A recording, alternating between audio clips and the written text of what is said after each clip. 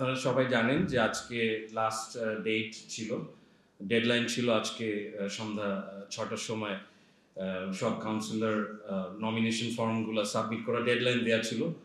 তো এখানে আর আমাদের বোর্ড মিটিং শিডিউল ছিল 6:30 থেকে।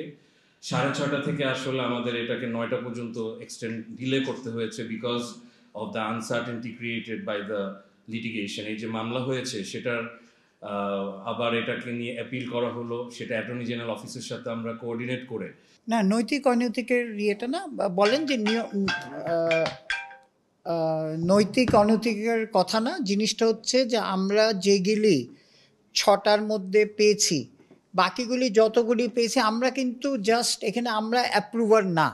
হ্যাঁ, আমরা যেটা করা হয়েছে বোর্ডে অনেক আলাপ হয়েছে, আমরা নোট দিয়ে যে এইটা 9টার সময় এসেছে, বাকিগুলি 6টার সময় এসছে, কোনটা এসে এইটা আমরা ইলেকশন কমিশনারকে দিয়ে দিচ্ছে। তালিকা প্রকাশের বিষয়টা হলো যে তালিকা প্রকাশ থেকে শুরু করে এই পুরো জিনিসটাই আসলে ইলেকশন কমিশন করবে।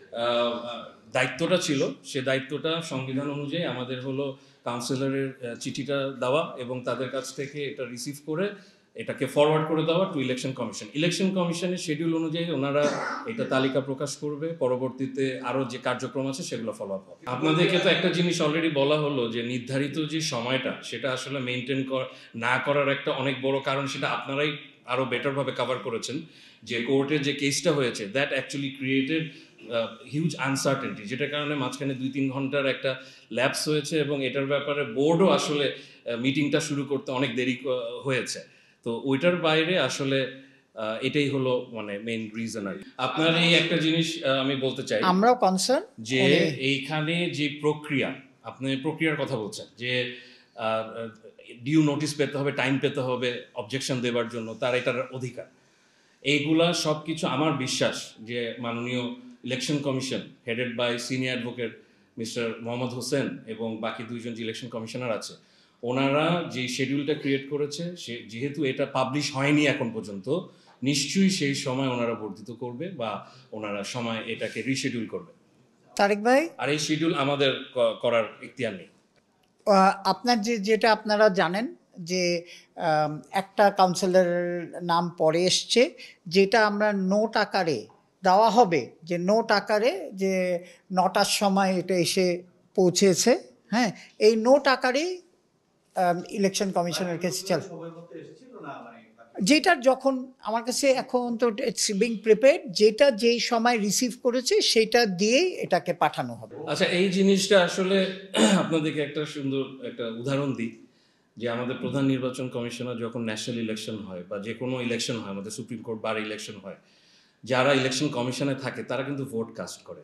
এখানে councillor is only a voter, he is not a nominee for the পরিচালনা পরিষদের। কন্টেন্ডিং কিন্তু করছে বলে আমার জানা নেই এখন পর্যন্ত। আপনি যার কথা বলছেন, he is a councillor, which means he is a voter. আমরা ন্যাশনাল ইলেকশনে যেরকম ভোটার লিস্টে নাগরিক হিসেবে তালিকাভুক্ত হই, সেরকমভাবে তারাই কাউন্সিলর হিসেবে ভোটার হিসেবে আসলে তালিকাভুক্ত হবে।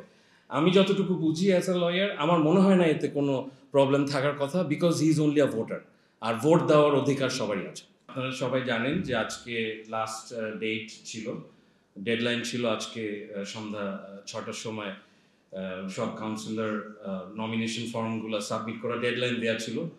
তো এখানে আর আমাদের বোর্ড মিটিং শিডিউল ছিল 6:30 থেকে।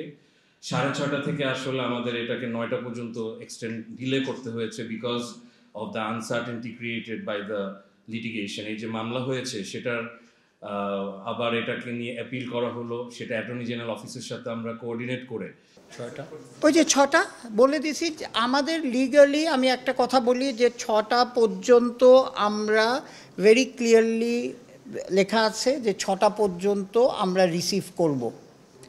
এখন 6টার পরে লিগ্যালিটিটা কি হবে সেটা আমরা একদম ক্লিয়ারলি পরে দিতে পারেন। হ্যাঁ, কিন্তু এখন তো মানে এখনও যদি কেউ দেয়, ধর লিস্ট হওয়ার আগ পর্যন্ত কেউ যদি দেয়, যেটা ডিসিশন হয়েছে আমরা সবটাই পাঠিয়ে দিব টু ইলেকশন কমিশন, যে এইগুলি পরে বলছে। সো লিগাল বাইন্ডিং হিসাবে উনি ওনার উপরে থাকবে, রাইট?